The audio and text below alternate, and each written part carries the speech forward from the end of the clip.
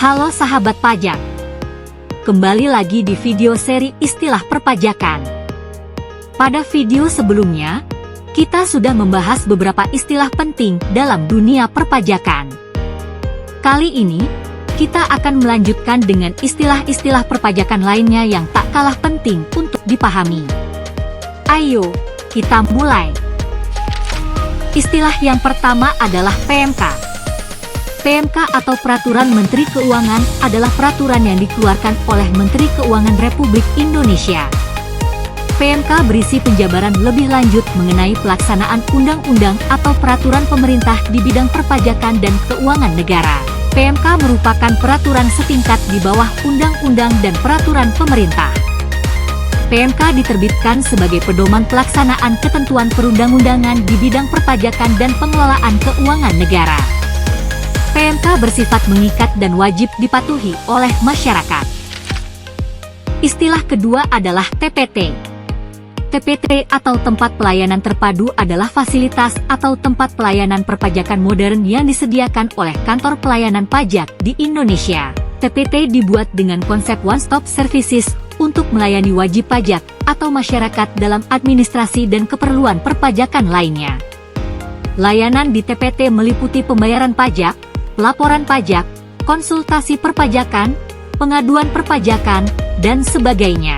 TPT dirancang modern, terintegrasi, dan real-time online dengan sistem administrasi perpajakan. Semua keperluan perpajakan dapat dilayani di tempat yang sama secara cepat dan nyaman. Istilah berikutnya adalah NJOP.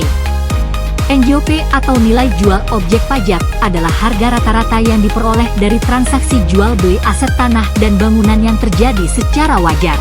NJOP ditetapkan setiap 3 tahun sekali oleh Direktorat Jenderal Pajak melalui kantor pelayanan pajak setempat.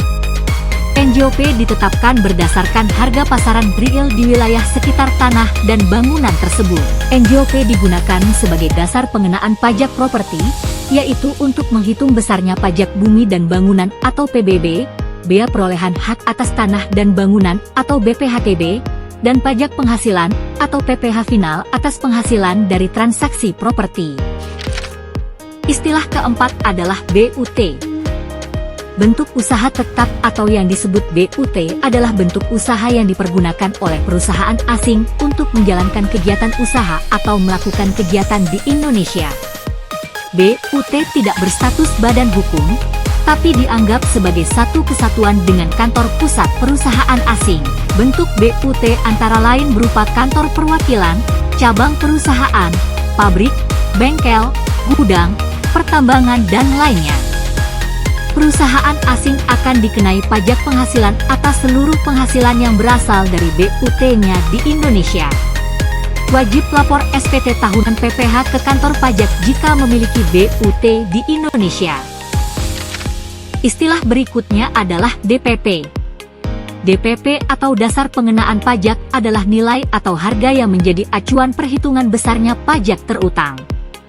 DPP umumnya berupa nilai penyerahan barang atau jasa, nilai impor, omzet bruto, atau penghasilan neto.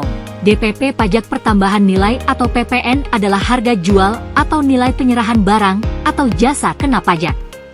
DPP pajak penghasilan badan adalah laba atau rugi perusahaan dalam 1 tahun pajak. Tarif DPP ditentukan berdasarkan undang-undang pajak yang berlaku. Nah, itu dia pembahasan kita mengenai beberapa istilah penting dalam perpajakan pada bagian ini. Jangan lupa untuk selalu pelajari dan pahami istilah-istilah perpajakan yang lain. Karena dengan semakin banyak pengetahuan yang kita miliki, akan semakin mudah pula bagi kita untuk mengurus kewajiban perpajakan dengan benar. Terima kasih telah menonton dan sampai jumpa di video berikutnya. Jangan lupa like, subscribe, dan share video ini jika kalian mendapatkan manfaat darinya.